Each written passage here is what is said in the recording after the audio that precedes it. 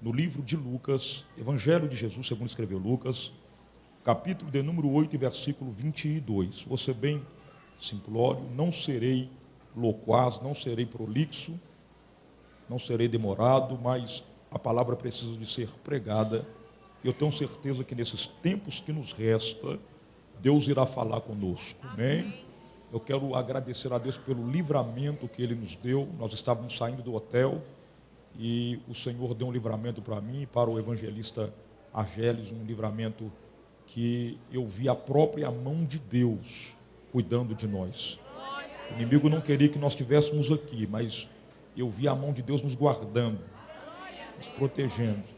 Foi muito sério, mas eu senti que a mão de Deus, Ele freou o impacto desse acidente e nos trouxe aqui para a glória dele. Amém? Deus possa abençoar os irmãos. Capítulo 8, versículo 22, texto conhecido de todos nós, eu quero compartilhar com vocês. Diz assim: aconteceu que num daqueles dias, entrou Jesus em um barco na companhia dos seus discípulos e disse: passemos para outra margem do lago, e partiram. Enquanto navegavam, Jesus se retirou para dormir, e sobreveio uma tempestade de vento do lago, e correndo os discípulos o perigo de afundar, foram até Jesus e o despertou, o dizendo: Mestre, mestre, estamos perecendo. Despertando-se Jesus, repreendeu o vento e a fúria da água, e tudo cessou. E veio a bonança. Então Jesus disse aos discípulos: onde está a vossa fé? Eles, possuíram de temor e admiração, diziam uns aos outros: quem é este? Que até os ventos e as ondas repreendem e lhes obedecem. Amém? Diga para pelo menos uma pessoa do teu lado, com todo respeito, diga: Deus te trouxe aqui para lhe dizer que nesta noite você vencerá a tempestade no barco da promessa. Pode tomar o teu assento, por favor. Glória a Deus. Queridos, Jesus nunca colocou-se em trânsito sem ter um propósito. Se você percorrer os evangelhos, você vai ver que toda vez que Jesus Cristo se deslocou de um lado para o outro, ele tinha um propósito.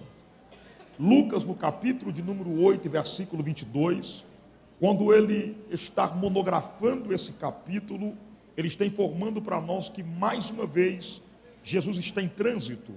Jesus está se deslocando, mas não por solo terrestre.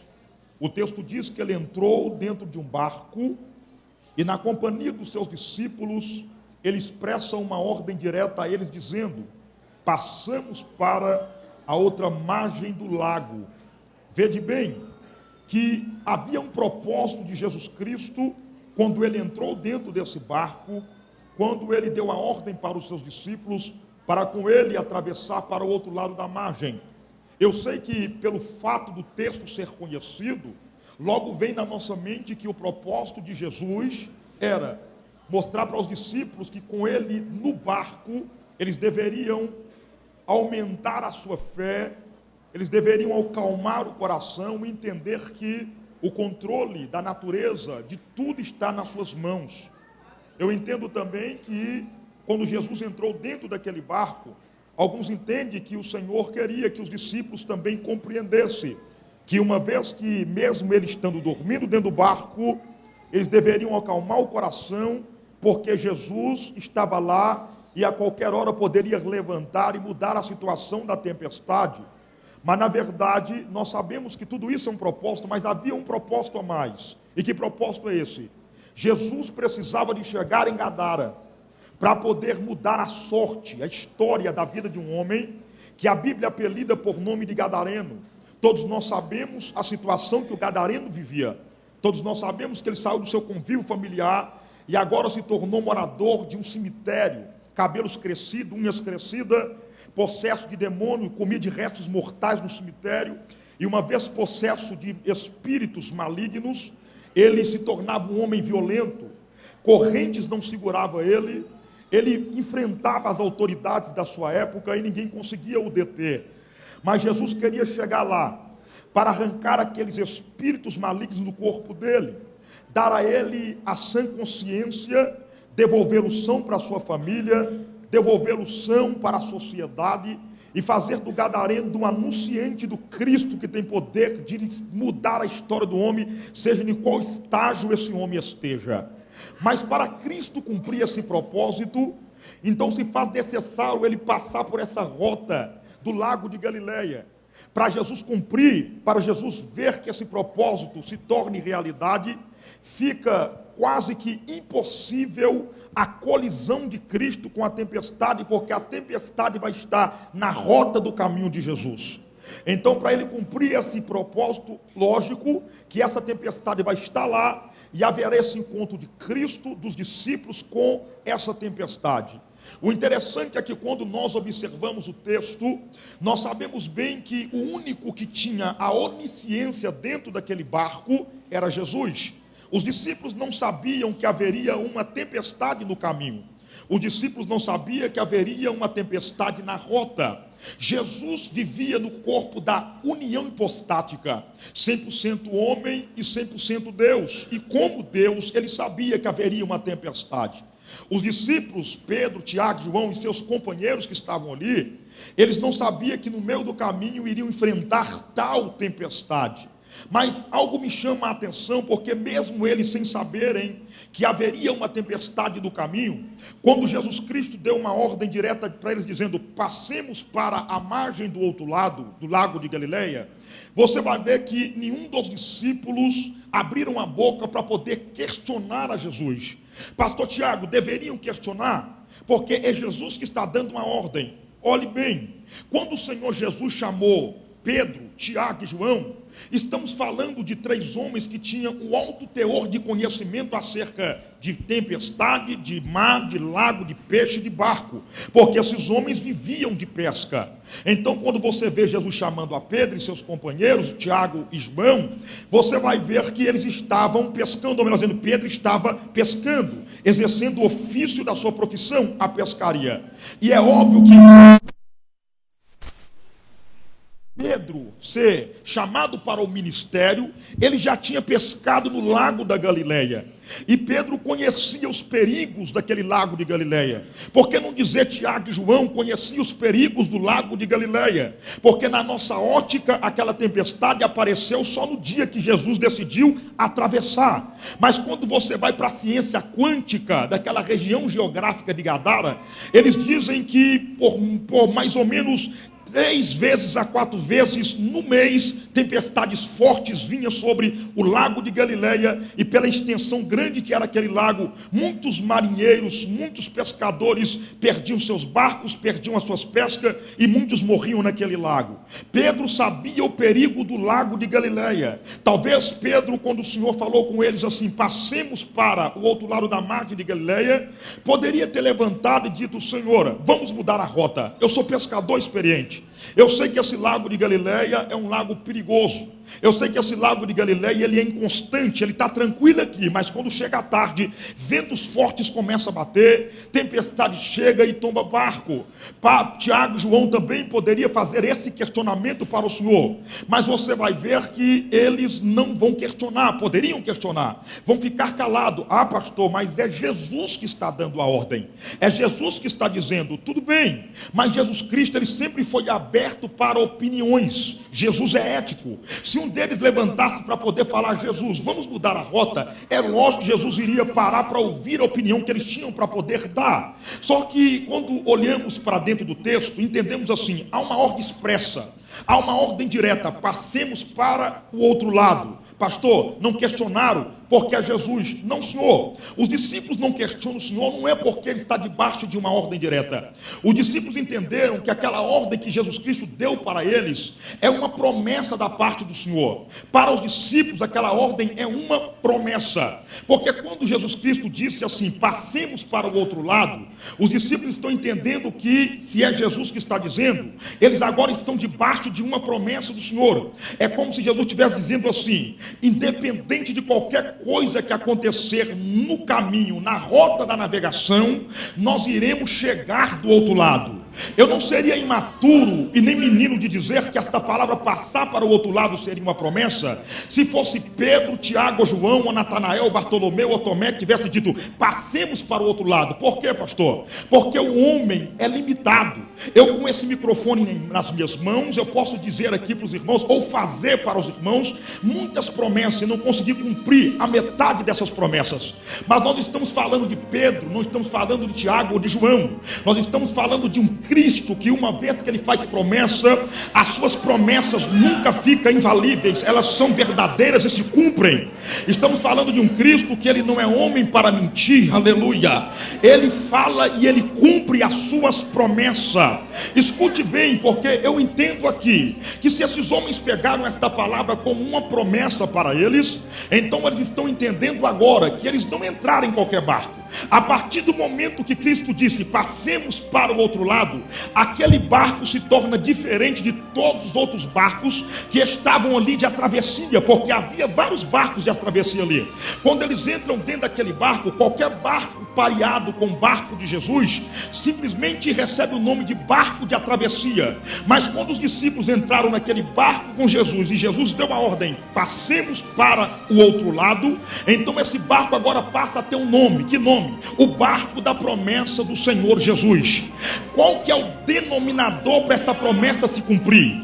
Qual que é o denominador para essa promessa se tornar realidade? Para essa promessa se tornar realidade, para se cumprir, significa chegar do outro lado. Chegar do outro lado para os discípulos ele deu a ordem, ele prometeu, e podemos levantar a bandeira da vitória e dizer, chegamos do outro lado.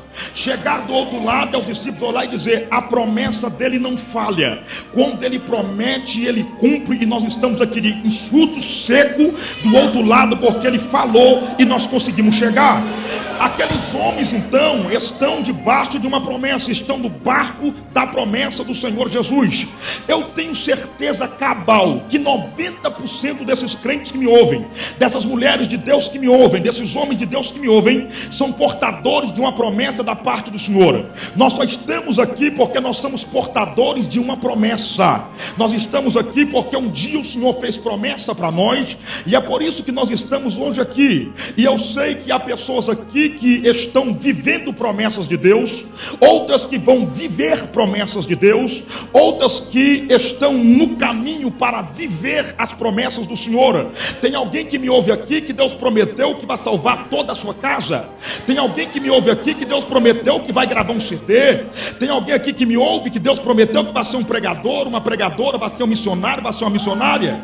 Tem alguém que me ouve aqui que Deus prometeu que vai arrancar o teu filho das drogas, a tua filha desse mundo de balada, o teu marido do mundo da cachaça, vai trazer para a casa de Deus, e ele será uma bênção na presença do Senhor. Tem pessoas que me ouvem aqui que Deus está dizendo, eu vou abrir a porta para você, que ainda aos olhos do homem seja difícil e complicado, eu vou abrir porque eu sou Deus de promessa, e as minhas promessas não falham. Nós estamos aqui porque nós somos portadores de uma promessa da parte do Senhor, todos que estamos aqui. Agora, se nós somos portadores da promessa do Senhor, para dentro desse corpo sermonário, para essa mensagem desta noite, eu gostaria de lhe dizer hoje aqui, eu gostaria de convidar você nesta noite a entrar no barco da promessa do Senhor Jesus. E se você entrar comigo no barco da promessa do Senhor, eu lhe garanto que antes da bênção apostólica ser dada, nós vamos chegar do outro lado e o nome do Senhor será glorificado.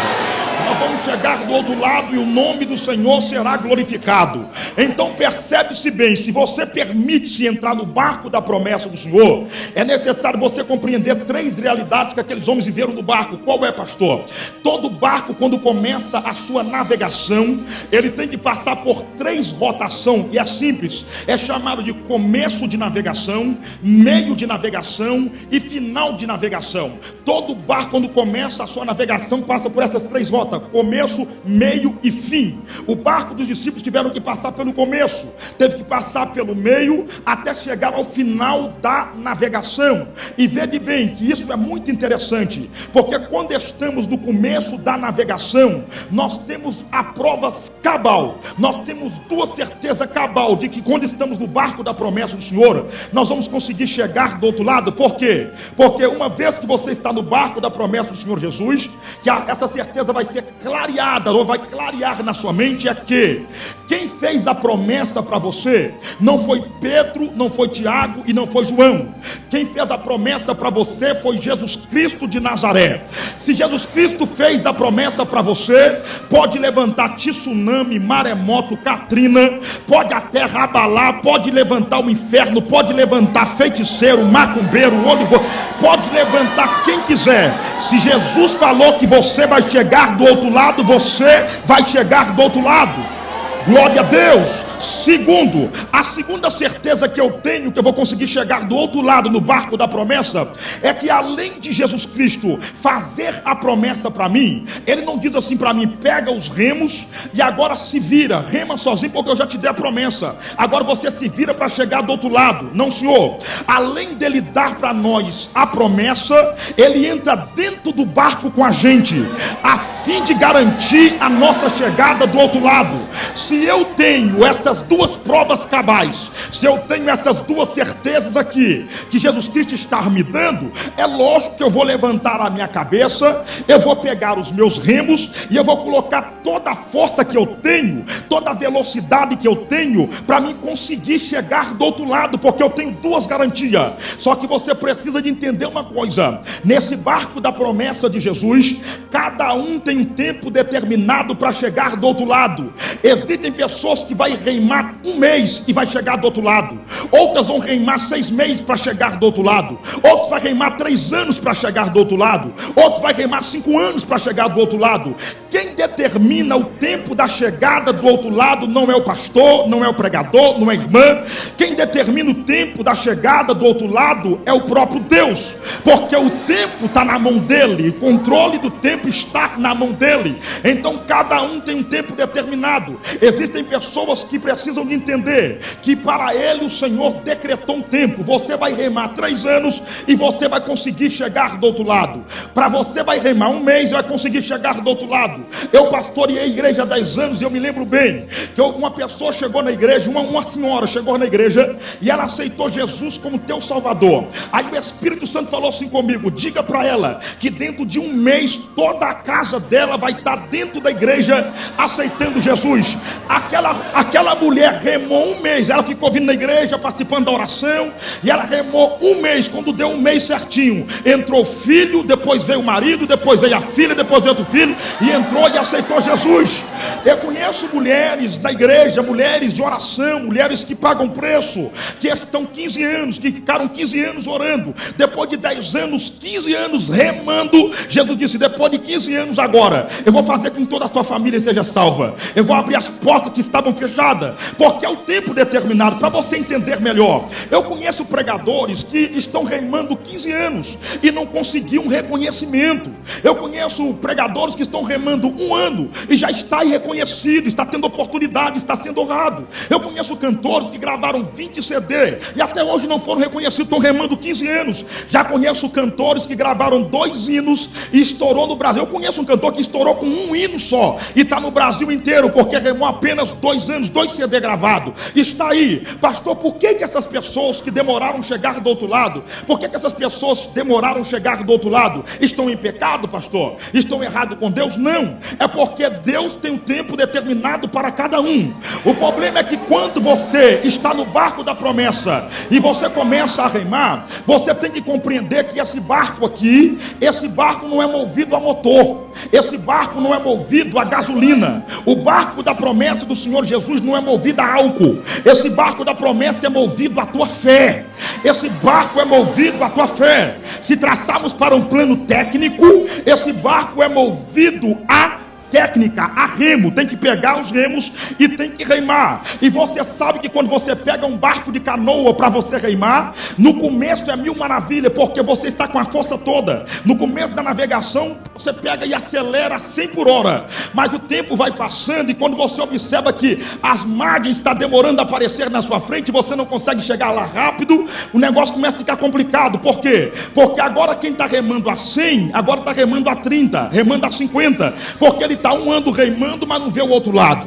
Ele está 2 anos remando e não consegue ver o outro lado. Se ele estava com essa velocidade toda, esse negócio de remar muito dói o braço, estira os tendões e fica difícil, fica complicado. Você vai entender o que eu estou querendo dizer. Existem pessoas que no começo da promessa do barco da navegação, ele orava todo dia, ele consagrava todo dia, era assíduo nos cultos, ele queria evangelizar, ele queria orar, ele queria cantar, queria ser assíduo, porque ele sabia que tinha uma promessa para se cumprir. Mas Deus não deu para ele o dia, a data e nem a hora. Então ele foi remando e pensando que ia chegar rápido. O tempo foi passando e a promessa ainda não se cumpriu. Aí o crente que orava muito agora não ora mais. O crente que jejuava muito agora não jejua mais. O crente que acreditava muito não acredita mais. Então o negócio fica difícil. Por quê? Porque mesmo essas pessoas que já não oram mais, não consagram mais, não crê mais como criam, não é que parou de crer, mas como criam, essas pessoas ainda continuam remando. Ele vai devagar, mas está indo.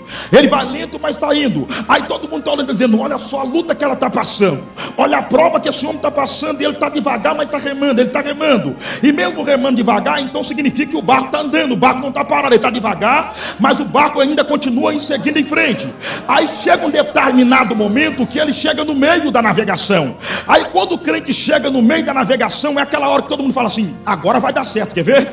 Agora o filho vai converter, agora o marido vai aceitar Jesus, agora a porta se abre, agora o médico vai dizer está curado, agora a bênção chegou, agora a vitória chegou. Todo quando chega no meio, agora está fácil, agora vai acontecer, vai dar certo. É nessa hora que às vezes nós nos enganamos. Por quê? Porque você está no barco da promessa. Quando você chega no meio da navegação, costuma Jesus dizer assim: estou me retirando para dormir.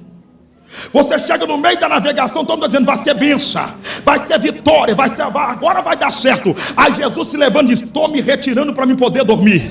Aí quando Jesus se retira para poder dormir, a tempestade diz: agora que ele está dormindo é o momento, estou chegando para virar o barco. Está todo mundo dizendo: vai acontecer, a bênção vai chegar, o milagre vai chegar. Levanta até os profetas para dar até caráter, agora vai crente, agora chegou no meio. Aí Jesus diz: estou me retirando, é o tempo do silêncio, eu estou me retirando para me poder dormir. O crente já não tem mais força para remar, a fé já não é mais a mesma. Aí quando ele pensa que vai acontecer, Jesus levanta e diz: estou me retirando para mim ficar em silêncio, estou me retirando para mim poder dormir. Aí a tempestade manda um e-mail para você, manda um recado no WhatsApp dizendo: estou chegando aí, viu? Já que ele está dormindo, já estou chegando aí para tomar teu barquinho da promessa, já estou chegando aí para poder virar o barco da promessa. Você precisa de entender uma realidade, você precisa de entender uma verdade. O meio é o lugar onde o crente nunca deve desistir. Satanás, irmão, ele não tira férias, ele não cochila, ele não dorme, ele fica 24 horas maquinando para ver como vai derrubar o nosso barco.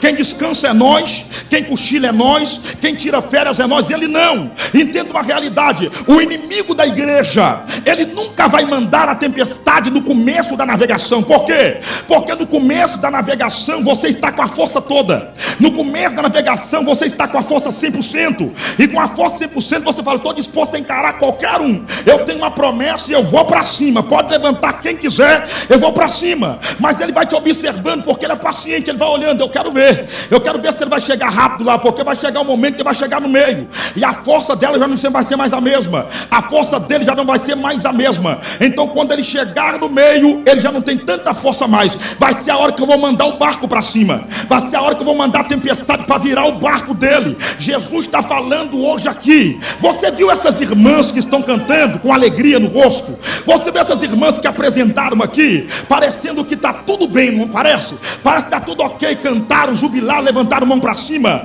Se você chamar alguma dessas irmãs no particular, que sorriu para você, pegou na tua mão, te abraçou, deu glória a Deus com você, chama essa crente no particular e fala assim: minha querida, como é que vai a sua navegação? Como é que vai o barco da promessa? Esse crente vai dizer para você: eu dei glória, Eu estou dando aleluia aqui, estou falando línguas estranhas, mas só Deus sabe como meu barco está sendo assolado pela tempestade. Eu estou dando glória a Deus e aleluia aqui, eu estou levantando mão para cima, mas Deus sabe a crise, a prova, a luta que eu estou enfrentando dentro da minha casa. As dificuldades existenciais estão agredindo o meu barco chacoalha para lá e o meu barco está chacoalhando para cá. Se você chamar alguém aqui, você vai ver que ele queria prestar um culto melhor. Se você conversar com ele, ele vai dizer: eu queria dar glória melhor, eu queria levantar as mãos para cima e extravasar com mais alegria. Mas quando eu levanto a minha mão para cima, eu quero extravasar, dá um nó na minha garganta, porque eu sei que depois desse culto eu tenho uma bomba para mim poder resolver, eu tenho um problema sério para mim poder resolver. Só Deus sabe a luta e a prova, a dificuldade que eu estou enfrentando. Eu estava no hotel hoje orando para esse trabalho, e eu tinha uma mensagem. Deus falou comigo: vai falar sobre tempestade, porque eu quero conversar com alguém naquele culto hoje, eu quero falar com alguém naquela casa hoje. Tem crente meus ali que está me adorando, está na luta, mas ele está num barco que está balançando para lá e está balançando para cá. Alguém que me ouve aqui nesta casa disse: Deus, fala comigo, nem que seja rápido, mas eu preciso ouvir a tua voz, porque meu barco está indo a pique, o meu barco está à deriva, eu estou passando por luta, por prova, por adversidade. Eu tenho uma palavra de Deus para a tua vida nesta noite. Eu tenho uma palavra de Deus para você, homem. Eu tenho uma palavra de Deus para você, mulher. Deus me trouxe aqui para te dizer que eu sei que ainda que é difícil dar glória com o barco sacudindo, é difícil de dar aleluia com o barco balançando, é difícil você ensaiar com o barco balançando, é difícil você dirigir um culto com o barco balançando pela tempestade, sendo agredido pela tempestade. Eu sei que é difícil até falar línguas estranhas quando a tempestade está agredindo o nosso barco, é complicado. Mas se eu fosse você nesta noite, eu daria a Deus o melhor culto que você já deu na tua vida. Eu daria a Deus o melhor aleluia que você daria na tua vida. Pastor Tiago, por que é que eu tenho que adorar mesmo com a tempestade chacoalhando o meu barco? Como é que eu glorifico, pastor, nessa prova que eu estou passando? Como eu vou dar aleluia nessa luta travada que eu estou enfrentando nela, pastor? Está difícil. Eu vou dizer uma coisa para você: se o Espírito Santo de Deus trazer a sua memória agora a passagem de 2016 para 2017, você vai ver que muita irmã, você vai ver que muito irmão entrou no barco da promessa junto com você.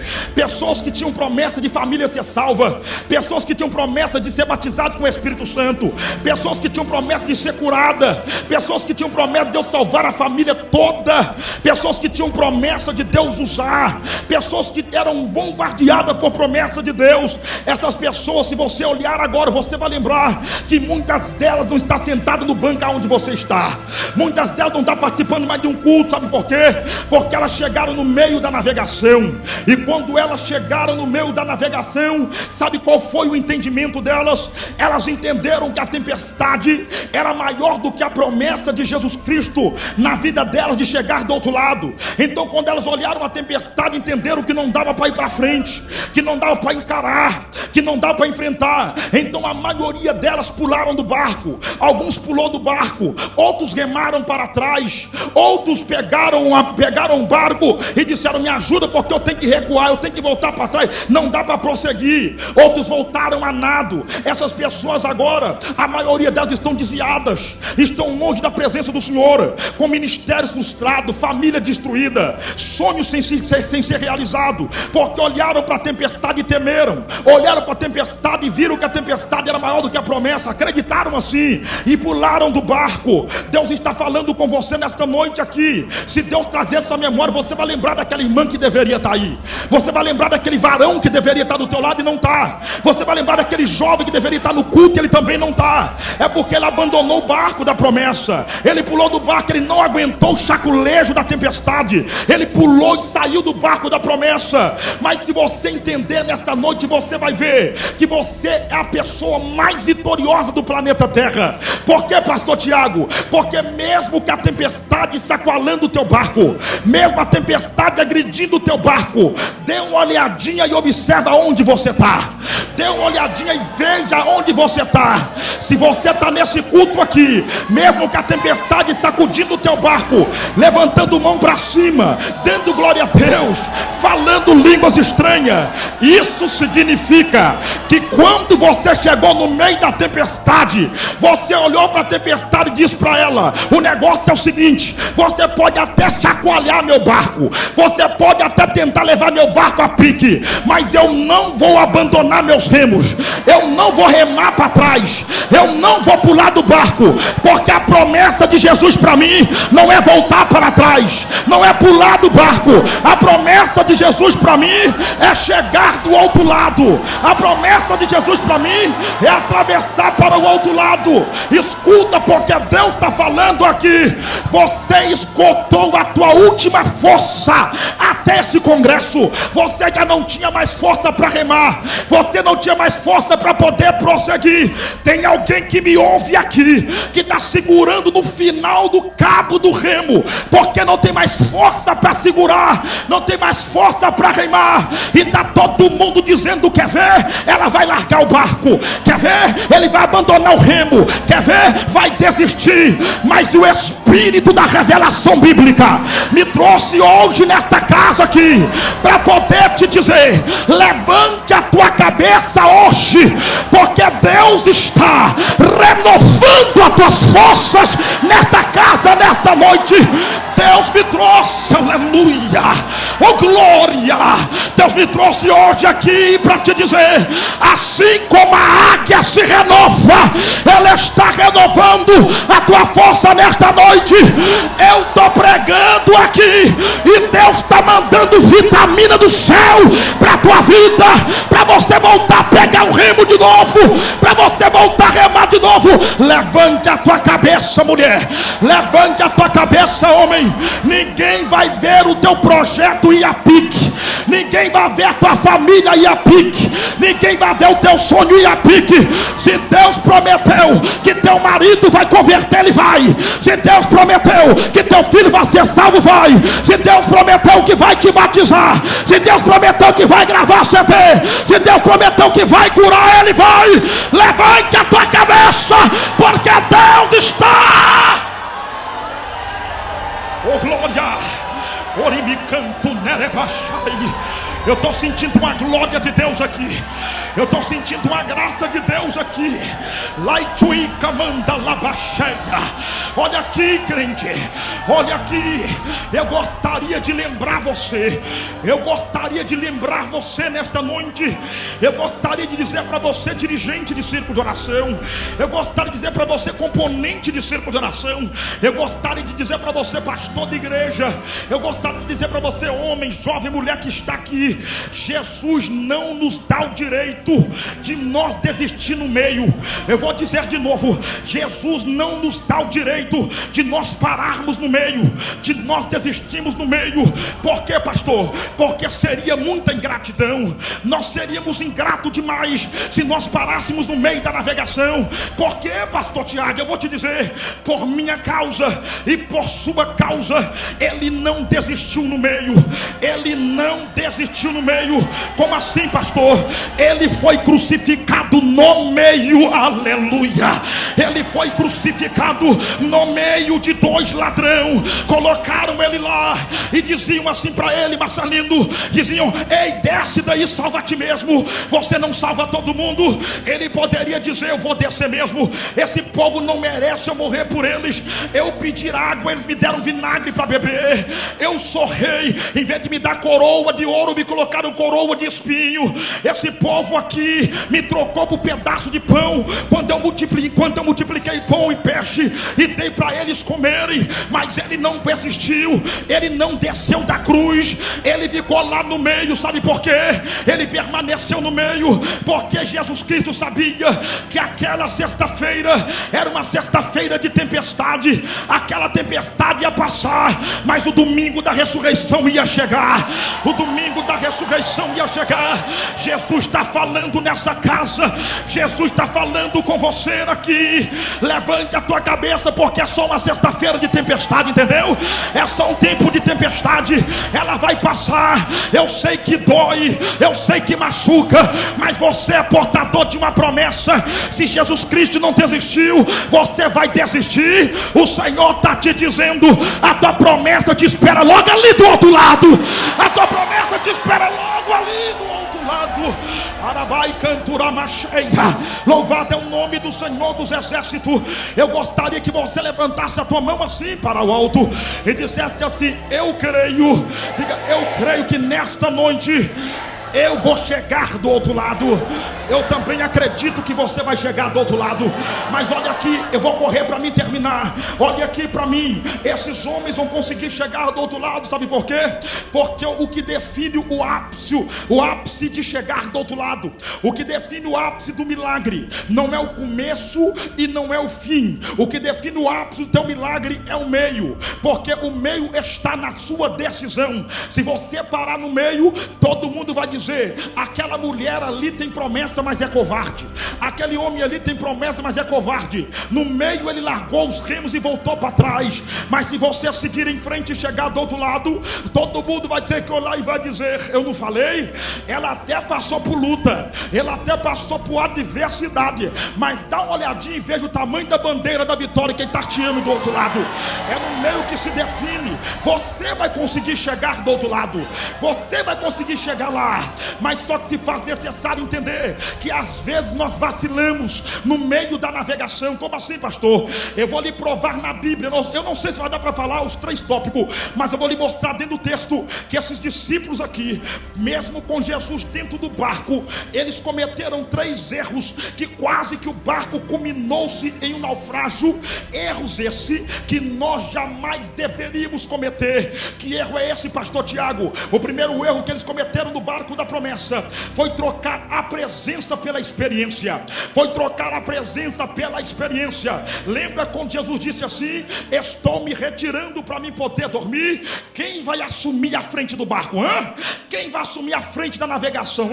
É o Pedrão, é o Tiago, é o João, os mais experientes acerca de navegação. Imagine comigo Pedro e Tiago vão dizendo: Senhor, pode dormir tranquilo. Jesus dizendo: estou cansado, vou deitar, vou descansar. E o Pedro dizendo: fica tranquilo, aqui é o Pedrão, aqui é o Tiagão. Tu sabe como é que o senhor chamou nós que estava no barco, estava pescando? Eu vou controlar esse barco direitinho, já levo ele do outro lado. Só vou dar uma cutucada no senhor para ali dizer: mestre, acabamos de chegar do outro lado. Jesus não precisa de ajuda de ninguém, é nós que precisamos ser ajudados por ele. Eles queriam ajudar Jesus, aí colocou a experiência na frente e deixou a presença de lado. Se eu sei que aquele lago é perigoso, se eu sei que aquele lago me coloca em risco, se eu fosse o tripulante daquele barco, eu diria: mestre, eu sei que tu está cansado, eu sei que o senhor está vindo a sequência de evangelização, mas não dorme agora não, fica acordado aqui pertinho de mim, fica do meu lado, mestre. Eu sei que o senhor está cansado, quando chegar em Gadara, eu pago até um hotel para o senhor descansar, depois tu arranca o demônio do gadareno,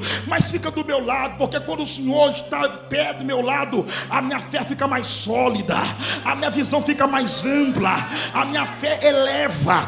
Fica do meu lado, dorme não. Mas o diploma de pescador não deixou, falou mais alto. A carteirinha de pescador não falou, não deixou, falou mais alto. A experiência acerca de mar falou mais alto. Escute aqui, a experiência é a prova cabal que você sabe dominar algo pelo tempo.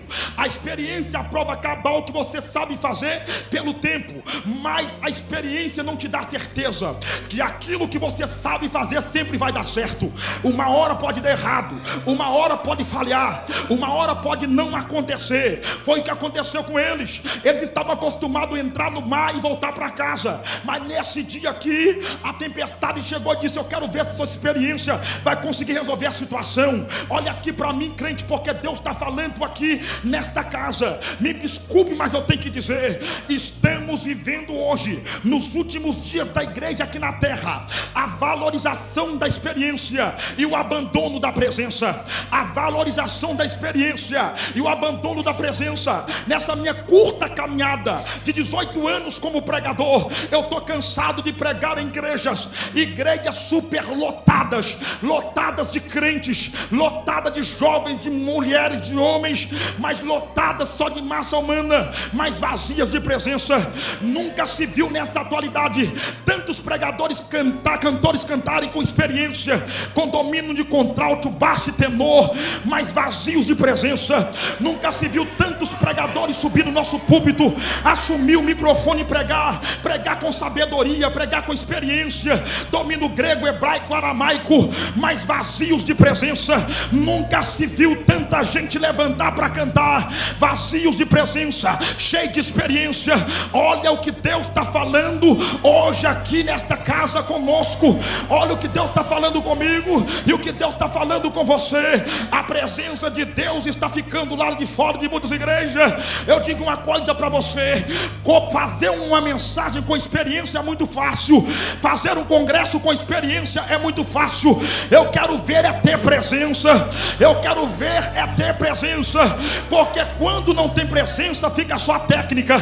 Quando não tem presença, todo mundo diz assim: cantou bonito, pregou bonito, mas ninguém foi salvo, ninguém foi batizado com o Espírito Santo, a alma não estremeceu, a pele não estremeceu, porque não estão preocupados em atrair a presença, estão preocupados em apresentar um número para ver o que as pessoas vão dizer. O meu congresso foi bom, a minha mensagem foi boa, o meu hino arrebentou. E Jesus estava lá, e Jesus estava no negócio, e Jesus estava no meio. Oh, glória a Deus! Jesus está falando com nós nesta casa aqui, meu querido irmão. Deixa eu dizer uma coisa para você: sinônimo de mensagem detalhada e bonita, mensagem detalhada e bonita não é sinônimo de presença de Deus. Conjuntos que se levantam e cantam bonito, totalmente certinho ali no papel, no currículo, não é sinônimo de presença de Deus. Eu tenho uma palavra de Deus para a tua vida: cantar com voz bonita, com técnica, não é sinônimo de presença de Deus. Eu prefiro pregar para uma igreja com 3 crentes, cheia da presença de Deus, do que pregar para uma igreja cheia, mas vazio da presença de Deus. Escute aqui: pregador para mim que pode dominar oratória, grego, hebraico, aramaico, mas está vazio de presença, não passa de artista. Cantor que canta com técnica, mas não tem presença, não passa de artista. Pregador não é artista, cantor não é artista. Nós somos porta-voz da palavra. A igreja não é plateia, a igreja é o tabernáculo da presença de Deus.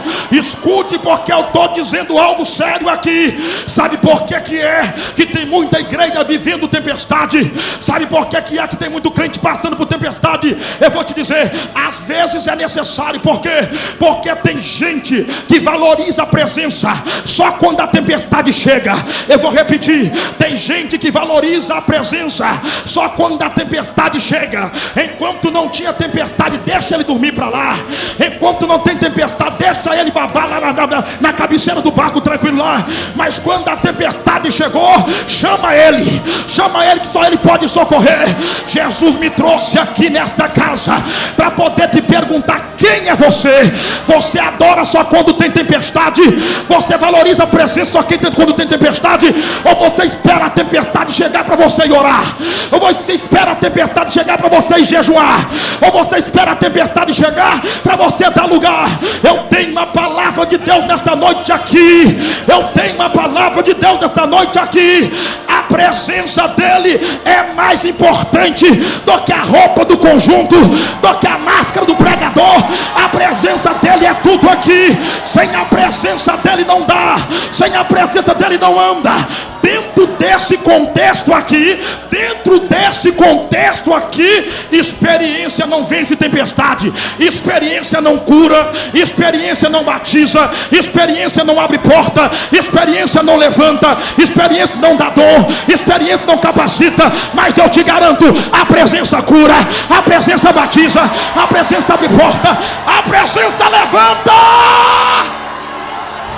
Orimi canta lá machaia, orimi anda lá e que noob de flaia. Valorize a presença, não abra mão da presença. Eu sei que você tem muito tempo de caminhada, mas nunca abra mão da presença. Irmão, olha aqui, eu vou terminar agora. Olha aqui para mim. Deixa eu nesta noite compartilhar uma experiência que eu compartilhei na vigília. 80% dos crentes não estavam aqui nesse dia que eu compartilhei. Essa experiência eu tenho que compartilhar ela de novo. O que vale a presença de Deus na nossa vida? Eu vou te dizer, nessa experiência que eu tive pregando cedo na cidade de Ilhéus. Irmão, eu nunca vi isso acontecer. Fui pregar num congresso de missões. O pastor me pegou e levou para a casa de uma irmã. Quando eu cheguei na casa dessa irmã, foi lindo demais. Nós chegamos próximo do muro da casa dela, um muro alto com portão vermelho. Quando aproximamos, o pastor disse assim para mim: ouve aí. Era uma mulher orando, era uma crente orando. Aquela mulher orava e ela dizia: Senhora, tira tudo de mim, mas não tire de mim a tua presença. Pode tirar tudo que eu tenho, mas por favor, não tire de mim a tua presença. Ela orava e dizia: sem a tua presença eu não sou nada. Eu me lembro bem que nós batemos palma, ela nos atendeu. Ela diz assim: pastor Tiago, seja bem-vindo na minha casa. Eu disse: obrigado, minha irmã. Eu me lembro bem que ela disse: entra, ali está a toalha, toma um banho, toma um café e vai para o quarto descansar. Eu disse: obrigado. Aí eu fiz o que ela me disse. Quando eu estava no quarto descansando, ela voltou do jeito que ela estava orando. Ela voltou para a sala, ela dobrou o joelho lá no chão e continuou orando. Isso era 4h15 da tarde, ela estava orando. Era 4h30, ela estava orando. Era 4h45, ela orava. 5 horas ela estava orando. 5h25 ainda ela estava orando. 5h45 ainda ela estava orando. O Espírito Santo falou comigo assim: aí, neguinho, vai ficar deitado aí até que hora? Levanta e vai lá ver o que a minha serva precisa. Levanta e vai lá ver o que minha serva precisa. Eu levantei e fui até a sala e falei: querida, o que se passa contigo que a senhora ora tanto? Os gemidos da tua oração é como uma agulha na minha alma. Por que a senhora está orando tanto? Ela disse assim para mim: pastor Tiago, vou te dizer porque eu estou orando tanto. Ela disse assim: puxa esse lençol aí. Tinha um lençol à direita dela no sofá e eu puxei. Era o filho dela por nome de Ronaldo.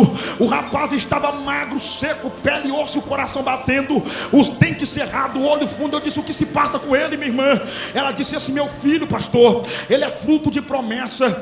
Deus falou no meu ventre, quando ele estava sendo gerado, que ele seria um grande pastor, que ele seria um pregador do evangelho, mas as drogas encontrou ele primeiro. Ô pastor, o meu filho usa tudo quanto é tipo de droga que o senhor imaginar. Ele usa cocaína, ele usa crack, ele usa LSD, ele usa lança-perfume. O meu filho está viciado em gás de buzina. Tudo quanto é tipo de droga que o senhor imaginar, o meu filho usa. E o médico já deu para ele 7 dias de vida. Ele não come mais, ele nem quer saber de beber água mais, ele só quer droga. A minha preocupação com o senhor aqui é que com o senhor aqui o senhor está correndo risco de vida. Eu disse: por quê?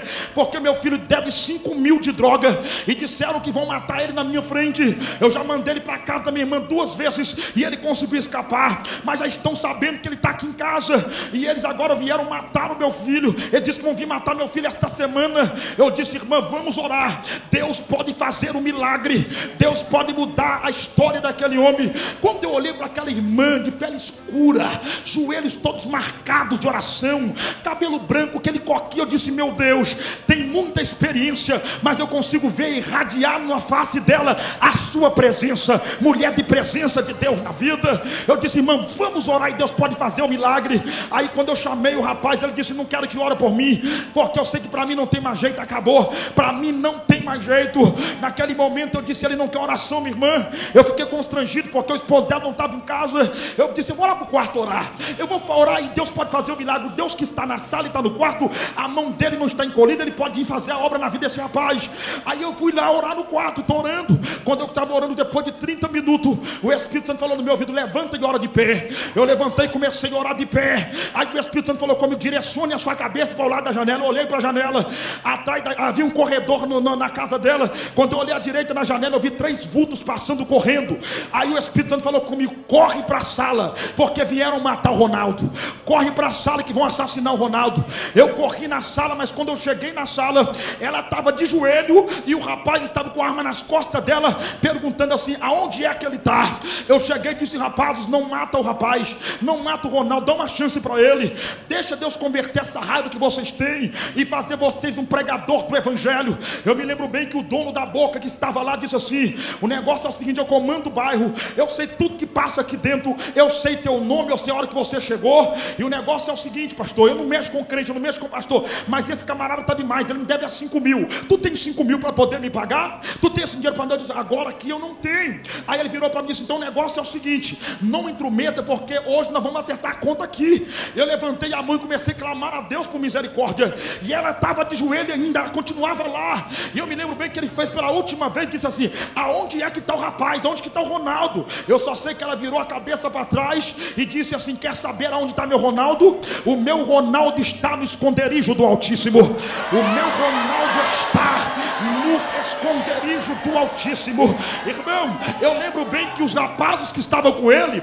virou para ele e disse assim: é mesmo, tia? Ele está no esconderijo do Altíssimo? Nós vamos bagunçar o barraco. Se nós achar, vai tomar bala. Se nós achar, vai morrer. Aí saíram os 12 e foram dentro do quarto onde eu estava dormindo. Eles pegaram a cama, levantou para cima, abriram o guarda-roupa. Eles foram no quarto da filha dela, vasculhou tudo, subiu no terraço, desceu, foi do banheiro, rodeou a casa 2 vezes. Cadê o Ronaldo? Não estava lá. Aí voltaram os 2 com a boca aberta, cansados, dizendo: é melhor nós ir embora, rapaz. Ele não está aqui não, é melhor nós sair vazado, que os homens podem vir aí. Aí eu lembro que o rapaz que estava armado virou e disse assim: o negócio é o seguinte, já que esse cracudo, já que esse miserável não tem um dinheiro para me pagar, então diga para ele que a única chance que ele tem de escapar da morte é ele virando crente igualzinho a senhora, porque a senhora é crente de verdade, viu? A senhora é crente, porque eu vejo a senhora passar 2 horas da tarde lá na frente da minha boca de droga para poder ir para a igreja orar 2 horas da tarde todo dia. Eu vejo a senhora orar sair 5 horas da manhã e passar aqui e ir para a oração matutina da igreja.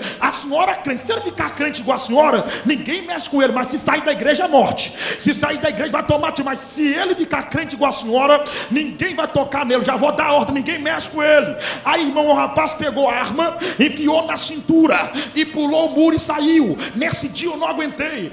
Entenda-se como você quiser, mas nesse dia eu plantei bananeira mesmo naquela sala, literalmente. Rodei pé, sapateei, falei línguas estranhas, porque eu já presenciei muitas coisas na minha vida. Eu presenciei muitas experiências na minha vida. Eu vi minha mãe sendo curada de câncer no estado terminal. Eu vi meu pai levantar da cadeira de roda depois de ter quebrado a coluna no meio. Eu vi meu irmão ser ressuscitado depois de 3 horas morto. Olha aqui para mim, tendo a verdade, mas essa experiência que eu não tinha tido ainda. Por quê, pastor? Porque eu estava aqui, eles estavam na frente dela, o sofá aqui, e o Ronaldo deitado à direita deles no lençol, e eles não conseguiam ver o Ronaldo, eles não conseguiam enxergar. Labanto que menefrói, lá enxerga lá pra tu me candaraia. Aleluia, oh glória. Aleluia. Eu peguei o Ronaldo, puxei ele e falei: rapaz, se você não aceitar Jesus, quem vai te dar um tiro sou eu, quem vai te matar sou eu. Você vai aceitar Jesus hoje? Ele olhou para mim e disse assim: pastor, espera aí, pastor. Meio cambaleando, magro, ele caiu de joelho nos pés da mãe dele. Ele agarrou o pé da mãe dele. Oh glória.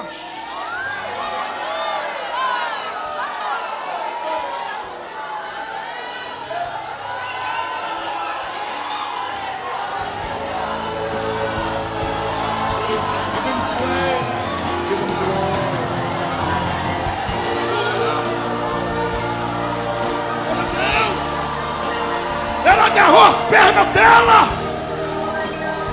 e ele gritava com muita veemência: mamãe, oh minha mãe, por que eu não dei ouvido para a senhora antes? O teu Jesus é de verdade, minha mãe.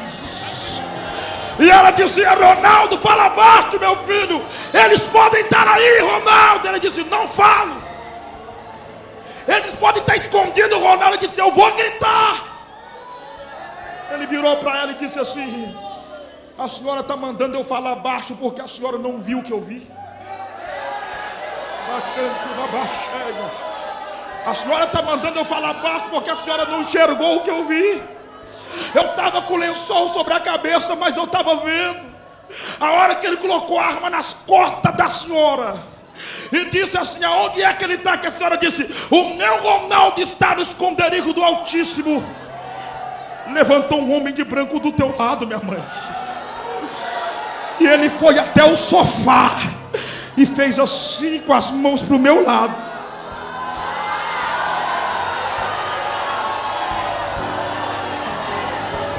Turi me canta na bracheira e me onarabaga.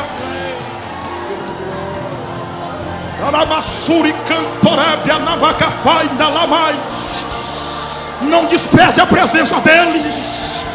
Jesus está fazendo milagre na casa de alguém aqui hoje. Jesus está entrando na casa de alguém aqui hoje. Jesus está mudando a história de alguém.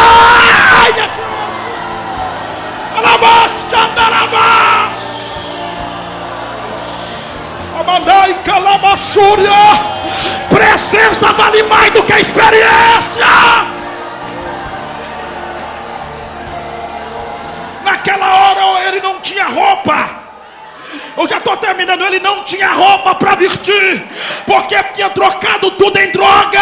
Eu peguei uma calça do meu terno, uma camisa do meu terno, coloquei nele e disse: vamos para a igreja, Ronaldo. E falei com ela: irmã, hoje eu vou pregar 20 minutos e 30 é do seu testemunho. Naquele dia, pastor Lani, Deus batizou 42 com o Espírito Santo. 27 almas, sendo que no meio das 27, 10 almas não quis que ninguém tocasse neles. Eles vêm andando de joelhos até o altar, porque conhecia a história do Ronaldo. Aceitou Jesus. Depois do congresso, o pastor me colocou no avião, eu vim embora para casa. Eu voltei para minha casa, isso foi em janeiro de 2015, se eu não me engano. E eu voltei para minha casa. Agora em janeiro de 2017, essa merda irmã me liga e disse: pastor Tiago, tu tem vaga na agenda? Eu disse: eu acho que eu tenho. Eu sou um pregador anônimo, mas Deus está cuidando de mim. Ela disse: não é para o senhor vir pregar aqui não, pastor. Eu quero saber se o senhor vai estar aí em BH, no estado de Minas. Eu disse: por quê, minha irmã? É para o senhor levar o Ronaldo aí. Eu disse: como assim? Está sabendo não, pastor?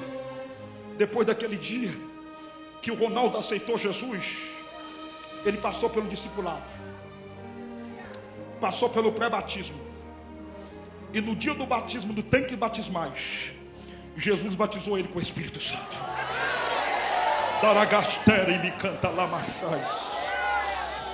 O Ronaldo rajou línguas estranhas, pastor.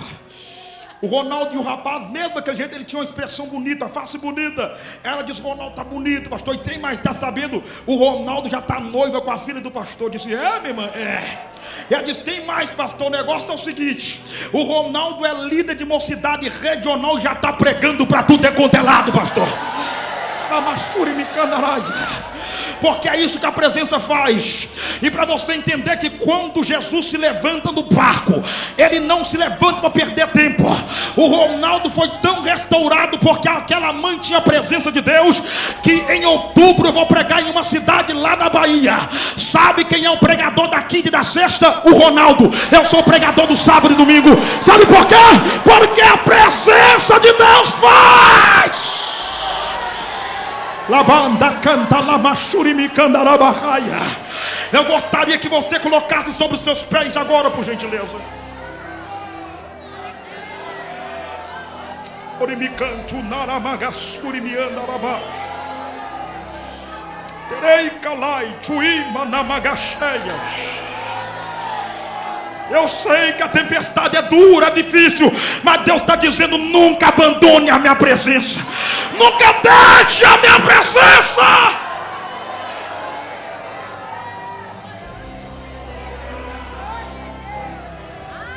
Eu gostaria, com toda a gentileza do meu coração, com todo respeito a essas mulheres, esses homens de Deus que estão aqui, eu gostaria que você pegasse na mão desse crente e fechasse esse corredor para mim, por favor. Eu sei que tem alguém que precisa de ir embora, mas tem só mais 2 minutinhos de paciência.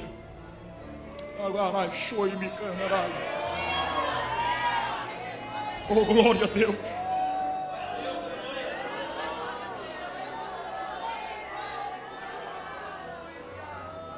A Bíblia Sagrada diz que quando a tempestade entrou no barco, eles chamaram por Jesus.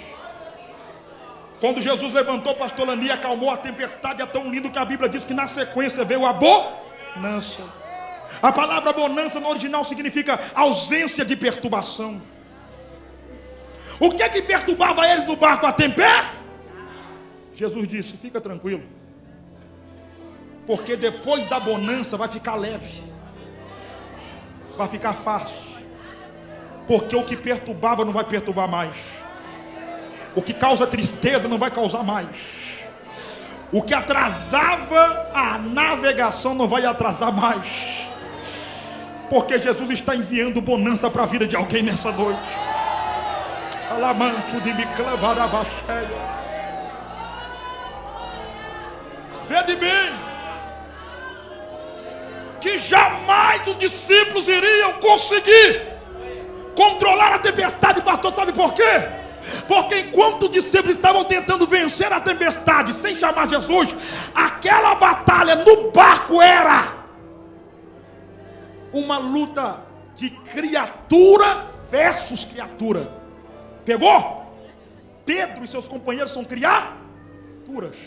A tempestade é criar, e a criatura ora uma para outra de igual para igual. Imagina como eles brigando com o barco, com a tempestade. Imagina dizendo, não joga, vai por aqui, nós vamos vencer. Vai por aqui, e a tempestade dizendo, vai nada. Na ótica da natureza, eu sou mais forte que você. Já ouviram o barco? Da lá machuri me canto deremachaia. Você está entendendo o que Deus está falando nessa noite aqui? Você compreendeu o que Deus está dizendo para você? O máximo que eles iriam conseguir controlar o barquinho de madeira. Sabe por quê? Porque o homem só consegue controlar aquilo que ele cria. O homem, vou repetir para você não esquecer, o homem só consegue dominar aquilo que ele. Você só pilota uma moto porque foi o homem que fez. Você só domina um carro porque foi o homem que fez. Só domina um computador porque foi o homem que. Qual foi o dia que você saiu ali fora e viu alguém dizer assim, chuva, para agora, e ela obedeceu você?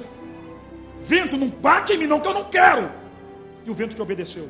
Qual foi o dia que você foi lá na praia, lá em Guarapari, e disse assim, ondas, não vem aqui na orla, porque eu não quero, e ela obedeceu? Quando Jesus levantou do barco e disse, vento, ondas, acalma-te. Enquanto Pedro estava lá na frente do barco, Pedro está aqui, mas os discípulos, e a onda está aqui, ó. Quando Jesus levantou, o Criador, a onda fez assim, e Jesus fez assim. Está entendendo o que Deus está falando nessa noite? O vento até tentou, e quando o vento começou a cessar, olhou para a água e disse, ondas, não para de chacoalhar não, porque nós temos um barco para virar. Eu vejo a onda virando para o vento, dizendo, tu ficou doido? Essa voz aí não é de Pedro não, meu filho. Essa voz aí não é de Tomé, não é de Bartolomeu. Essa voz aí é de Jesus Cristo, o Criador. Essa voz aí é daquele que me criou. Você talvez não pegou ainda, mas eu vou te explicar. Jesus me trouxe aqui nessa noite para te dizer que aquilo que você perdeu o controle, Ele está controlando hoje. Aquilo que você perdeu o domínio, Ele está dominando hoje. Deus está dizendo, essa tempestade não é para você. Deixa comigo, homem. Deixa comigo, mulher. Eu vou resolver. Levante a mão desse crente para cima, porque o Espírito de Deus está me dizendo aqui hoje que vai ter surpresa na tua casa hoje, vai ter surpresa na tua família hoje, vai ter surpresa no teu ministério hoje. As ondas vão se acalmar, as ondas vão. Alabanta calabaca xandarabá, alabiante ica neplai tereba, alabante que preve alabriou venai, olomene que preve alabuiderra, ainchomene canta labrachúria. Espírito Santo de Deus, eu preguei somente Bíblia, eu preguei a tua palavra pura, sem mistura, e a tua igreja está aqui até agora ouvindo o pregador. Eu sei que tem mulheres aqui, eu sei que tem homens aqui que estão passando pela turbulência da tempestade tempestade, mas eles não largaram o remo, não pularam do barco. Eu quero lhe pedir nesta noite uma prova, eu quero lhe pedir um sinal nessa noite. Se essa mulher entendeu a mensagem, se esse homem entendeu a mensagem, eu quero te pedir, Espírito Santo, encha essa mulher agora, encha esse homem agora, acalma o coração dela, acalma o coração dele, mostra para ela e para ele que tu está no controle, que tu está no controle, que tu está no controle. Recebe a presença de Jesus, mulher, recebe a presença de Jesus, homem. Alai camande calai o céu, alai de miniquere alabra cauanai até amidube alabra calabrachuia oriento nevosse que meneve alauite. Espírito de Deus, renova a força desta mulher agora, renova a força desse homem agora. Pega o remo, pega o remo, pega o remo, pega o remo. Arabacatacatacatacata, apapa, alapatuia calapataquepá. Recebe o teu milagre agora, seja tocado. Ai, Uribicanta lava cheia. Ele está indo agora onde o bisturi do médico não pode ir. Ele está fazendo agora o que o psicólogo não conseguiu fazer. Ele está vencendo a causa que o juiz e o advogado não conseguiu por você. A tempestade.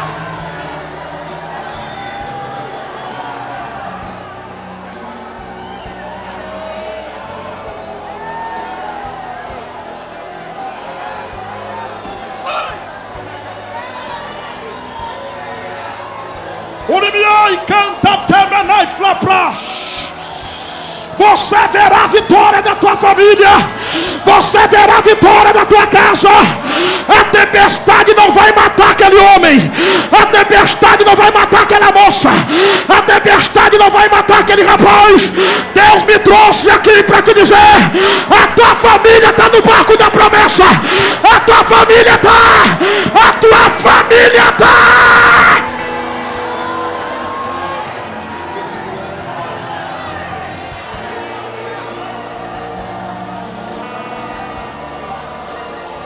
Eu quero chamar a quem de direito para assumir o microfone. Mas antes de eu fazer isso,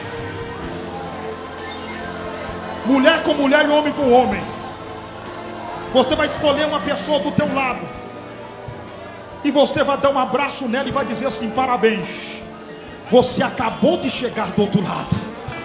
Diga com fé, diga, você acabou de chegar do outro lado.